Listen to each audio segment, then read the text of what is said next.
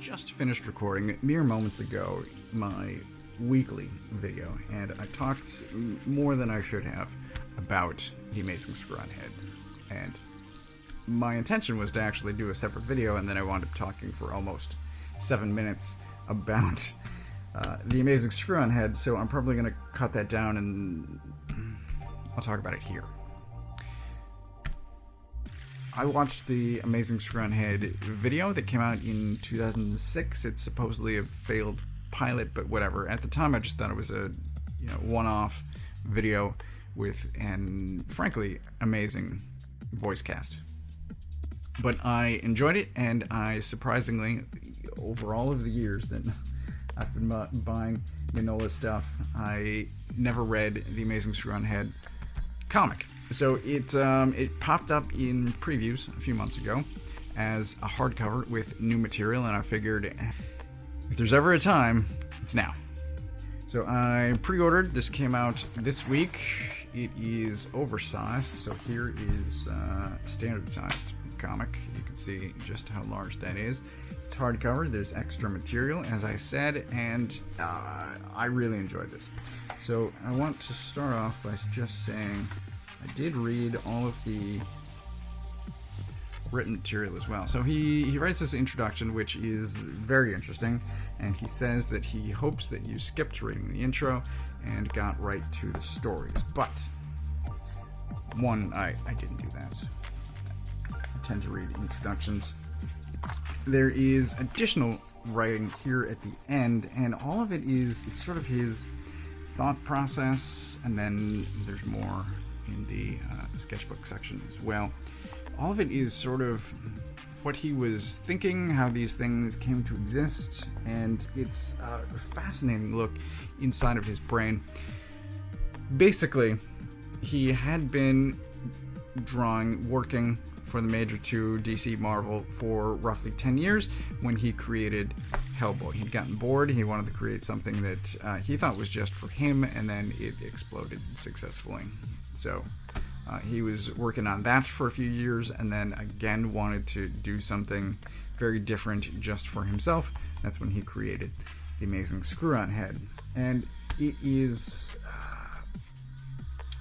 it's extremely enjoyable. It's just fantastic. I loved every bit of it, and it reminded me of Radio Spaceman, which is a 2-issue series, came out earlier this year, and again, just phenomenal book. I sincerely hope that there will be more, and reading this, I'm kind of afraid that there won't be, because it feels like that's another instance of him just creating something for himself, being able to draw whatever he wanted, and he doesn't care whether or not it's successful, even if the fans really enjoyed it. So I don't know, but I have my fingers crossed. As far as the title story goes, Screw-On Head is this guy here, exactly as written. The Screw-On Head, there are a variety of bodies for him to screw into. There is a story. So the real-life creation of the Amazing Screw-On Head was he wanted a toy like this, but he doesn't create toys, he creates comics. So he created this story, and this was the body that he chose in this particular story. There is a Emperor Zombie. There is Abe Lincoln, and there's this guy. Just like weird old tech and like skulls and things, and decaying buildings of all sorts, and books. It's basically everything that you've seen in Hellboy, BPRD, in Mignola's work before, and here you now get sort of an origin story for why those things continue appearing, and it's just what he likes to draw.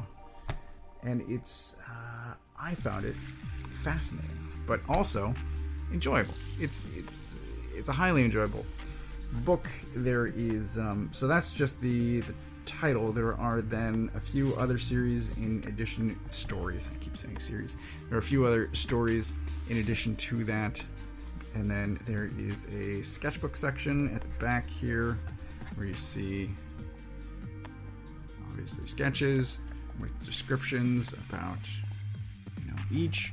It is a extremely interesting look. It does have a $40 $40 price point, which is kind of high, but I'll pay it. I think it might limit how many other people buy it, but it is. I found it enjoyable, fascinating, interesting, entertaining, very enjoyable. If you are at all interested, I absolutely recommend picking this up. I will show off just a bit more. So this is the beginning to one of the other stories. This is obviously part 2. This is where the other in the title comes in. So Screw on Head is the first story, and then we get these other ones as well.